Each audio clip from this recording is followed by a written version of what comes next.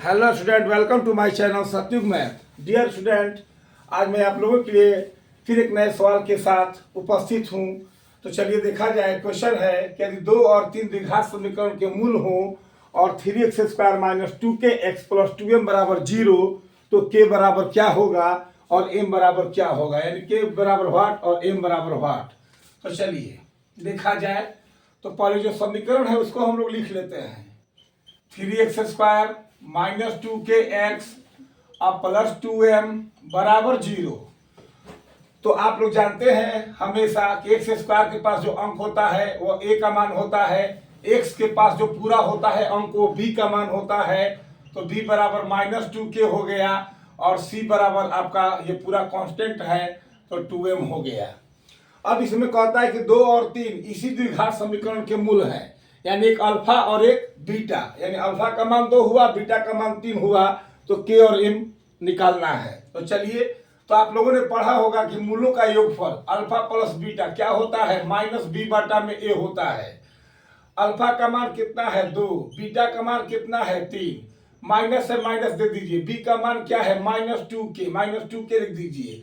ए का मान क्या है 3 है तो 3 लिख दिए, या 3 दो क्या हो गया 5, माइनस माइनस प्लस 2k बटा में माइनस माइनस प्लस, ठीक है, और 2k बटा में 3 क्रॉस मल्टीप्लिकेशन कर दिया जाए। 2k बराबर 5 तिया 15, इसलिए k बराबर 15 बटा में 2 हो गया। 2k और 1 में गुना किया तो 2k और 5 तिया 15, k का मान 15 बटा 2 आंसर।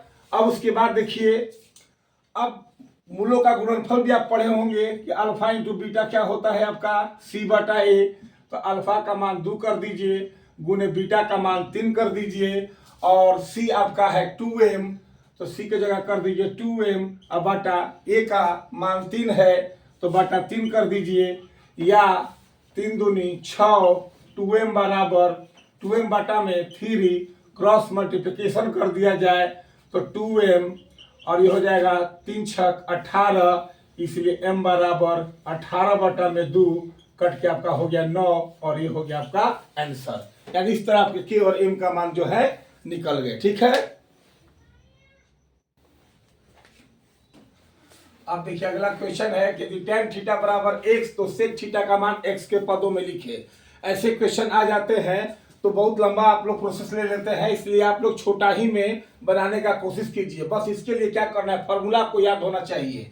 आपको मालूम होगा कि सेक स्क्वायर थीटा बराबर होता है 1 प्लस tan स्क्वायर थीटा। आप लोग पढ़े होंगे फार्मूला कि सेक स्क्वायर थीटा बराबर 1 प्लस tan स्क्वायर थीटा। तो सेक स्क्वायर थीटा बराबर 1 प्लस tan थीटा का मान x है, तो आप यहाँ x लिख दीजिए और tan पर स्क्वायर तो स्क्वायर दे दीजिए, और आपका सेक थीटा निकालिएगा तो अंडर रूट हो जाएगा 1 प्लस क्या चीज x स्क्वायर, और ये आपका हो गया आंसर। तो आप समझने का प्रयास करते हैं ना कैसे हो रहा है कि tan थीटा बराबर x, तो सेक थीटा का मान x के पदों में लिखना है। तो x के पदों में लिखना है सेक थीटा का मान, तो आप अचानक दिमाग में लाइए कि sec square theta minus tan square theta बराबर 1, और सेक स्क्वायर थीटा बराबर 1 प्लस tan स्क्वायर थीटा। वही फॉर्मूला हम लगा दिए और tan का मान यहाँ पुट कर दिए और सेक निकाल दिया, स्क्वायर रूट में चला गया, यानी under root 1 plus x square. एक अगला क्वेश्चन से यहाँ भी है, ध्यान दीजिएगा कि p साइन थीटा बराबर 1, q कॉट थीटा बराबर 1, तो कॉट थीटा का मान क्या होगा। तो आप लोग जानते हैं कि कॉट थीटा बराबर कॉस थीटा बटा में साइन थीटा, तो क्यों ना हम कॉस थीटा और साइन थीटा का यहाँ से मान निकाल लें। तो देखिए यहाँ पर आपका p साइन थीटा बराबर 1 है, तो इसलिए यहाँ साइन थीटा निकाल दीजिएगा तो 1 बटा p बन गया। और फिर उसके बाद क्या है q कॉस थीटा बराबर 1 है, तो यहाँ से आप कॉस थीटा निकाल दीजिएगा तो 1 बटा में क्या हो जाएगा q हो जाएगा। अब उसके बाद देखिए हमको कॉट थीटा का मान निकालना है, इसलिए कॉट थीटा बराबर क्या होगा कॉस थीटा बटा में साइन थीटा। आप लोग समझ रहे होंगे ऐसा फार्मूला, कॉट थीटा बराबर कॉस थीटा बटा में साइन थीटा। कॉस का मान देखिए आपके सामने 1 बटा में q, और बटा में साइन का मान आपके सामने 1 बटा में p, ठीक है। अब क्या कीजिए आप 1 बटा q जस का तस, चूंकि 4 पार्ट में है, इसको पलट दीजिए, p बटा में क्या हो गया 1, और आपका आंसर मिल गया p बटा में क्या चीज q आंसर, क्योंकि p 1 में गुना करेंगे p और q और 1 में गुना करेंगे तो q। ठीक है, तो आप लोग इसी तरह के क्वेश्चन प्रतिदिन इंतजार करते रहिए और मेरे चैनल को सब्सक्राइब कीजिए। Thank you so much.